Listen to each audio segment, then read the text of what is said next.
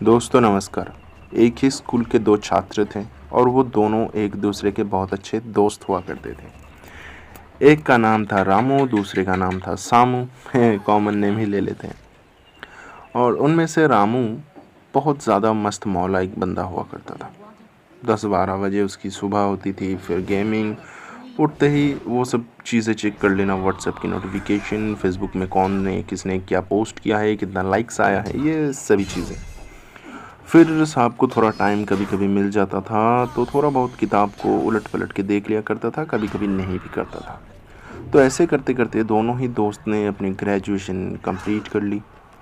रामू ने और सामू ने दोनों ने ही एक साथ ग्रेजुएशन कंप्लीट करने के बाद काम ढूंढने के बारे में सोचा। दोनों ही जब नौकरी की तलाश में एक जगह से दूसरी जगह भटक रहे थे तो उसी समय रामू को पता लगा कि साहब के नंबर इतने अच्छे नहीं हैं कि उनको किसी अच्छी जगह पे थोड़े अच्छे पैसों पे काम मिल सके। तो ये सुन के रामू काफ़ी परेशान हो गया और वहीं सामू को एक अच्छा नौकरी मिल गया था। महीने का 30-40 हज़ार कमा लेता था, बहुत अच्छी तरीके से उसकी कट रही थी। और यहाँ पे रामू अभी भी नौकरी की तलाश में था। बहुत ढूंढने के बाद एक किसी तरीके की नौकरी मिली, 5-7 हज़ार की। किसी तरीके से बस चल रहा था। जो पैसे वो कमा रहा था वो पहले से ही कम था और महंगाई के इस दौर में उससे कुछ होता भी नहीं था।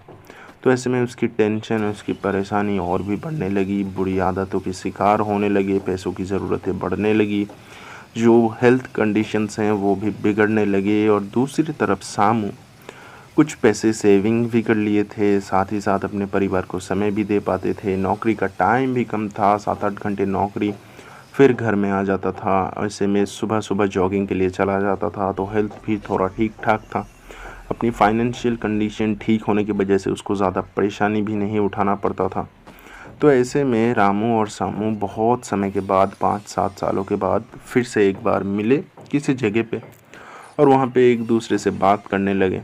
तो वहाँ पे रामू थोड़ा सा परेशानी और जलस में सामू से पूछा कि भाई तेरी किस्मत देख कितनी अच्छी है, तुझे एक अच्छा नौकरी मिला, तेरे पास सेविंग्स है, तेरी सेहत भी ठीक ठाक है, और मेरे को देख 5-7 हज़ार की नौकरी, उसमें भी खर्च चलाना, बाकी की खर्चे।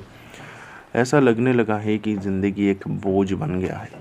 तो ऐसे में रामू थोड़ा सा मुस्कुराया, लेकिन सामू गंभीरता से उसको समझाया कि जिस समय पे रामू अपने फ़ोन पे लगा हुआ था, व्हाट्सएप कर रहा था, फेसबुक के नोटिफिकेशंस चेक कर रहा था, उसी समय पे सामू घर पे पढ़ रहा था। उसने अपने जीवन में हर एक चीज़ के लिए अलग अलग समय बनाया था।